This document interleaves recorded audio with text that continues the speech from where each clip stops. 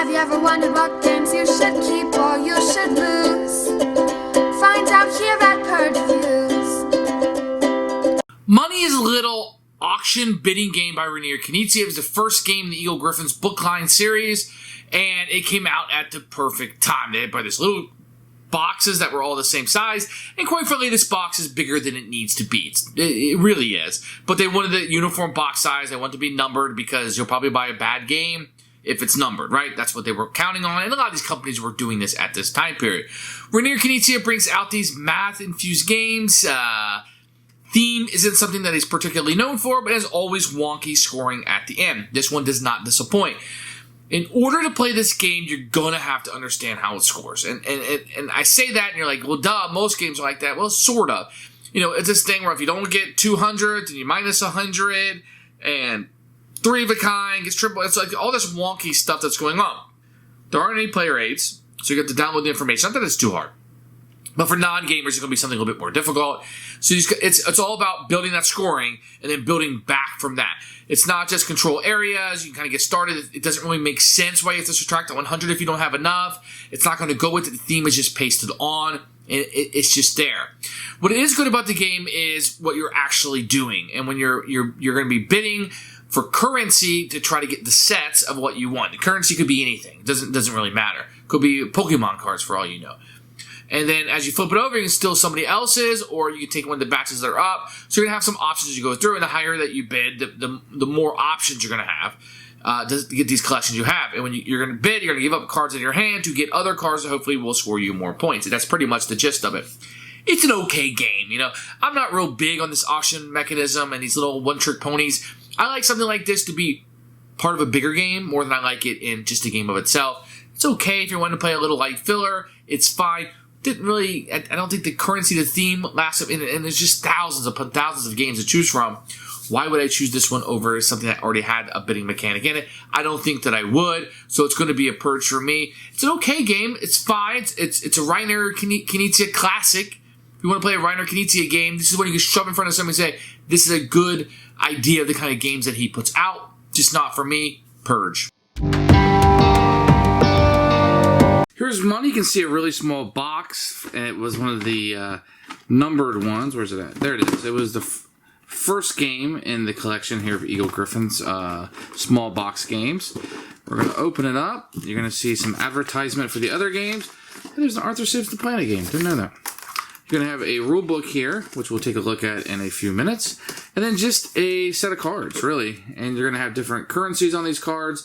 And they're going to kind of look at Reiner Kniza on the card. And they're bigger than normal cards. These are the bluff cards that you'll have. And in addition, they have a really nice finish. They're a little thin, but I think they feel really good in the hands. I really don't have a problem with it. The box is probably bigger than it needs to be for just a deck of cards. I think they were trying to fit it in this size box, but they're good components. Here's a rule book. It's printed in like cardstock. You have a picture of the listing of the contents here, and then setup. Then it kind of gives you an overview of the game and how it works, the bidding and scoring, and what you do on a turn. You'll notice there's no game end over here and an example of scoring. It's really the only example you're going to get. Good luck with this. It's okay. You better be good at reading rule books because it doesn't give you any pictures and really only the scoring example. But it's a pretty simple game, so you should do fine. Everybody will draw 6 random cards in their hand, and you will get a bluff card included. Once you're able to do that, you will set this up in the middle, and you'll turn over 4 cards for each side. So you have a right side, and you will have a left side, and these will be kind of the cards that you are bidding on. And then you're ready to go. So what's going to happen on a turn is you will bid a number of cards, and you will flip these over. You can see I bid 2 currency and a bluff card. If you bid a bluff card, it just goes away for the round and back into your hand. You'll always have a bluff card in your hand. So I bid 40. If I'm the highest bidder, I could take all of 1 currency and put my card back down just like this, and then the next person would go. If I didn't want to do that, let's say I had bid let's say my neighbor had bid $60. That was their bid. And I had bid $90, I could just take the bid of the next person, put this down in front of them. This goes into my hand. I did not take any of these. I took this instead. And then this person will go next because now they're the next highest bidder. That's another thing you do. Another thing I could do is if I just bid money, I was like, nothing I want here, just bring my bid back, and I get nothing at the end of the game. The game will continue like that until the draw deck is empty and everybody has a hand of currency. Scoring is rather easy. If you have any coins, they are always worth 10. No collection for that. If you have a group of money and you have at least 200, then you just score whatever the face value is. Now, if you have 3 of a kind, then you'll score triple that amount.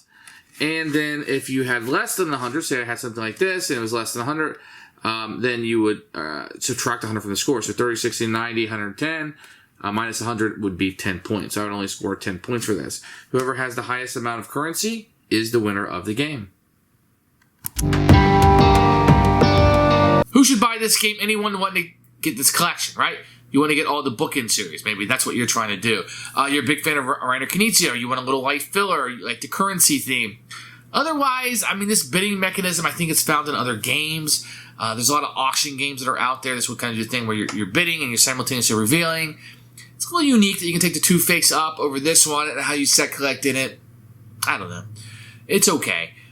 Try before you buy. Light fillers, if something speaks to you. You're collecting the bookend. You're collecting Reiner Kniza games. This isn't one that really stood out to me. Purge.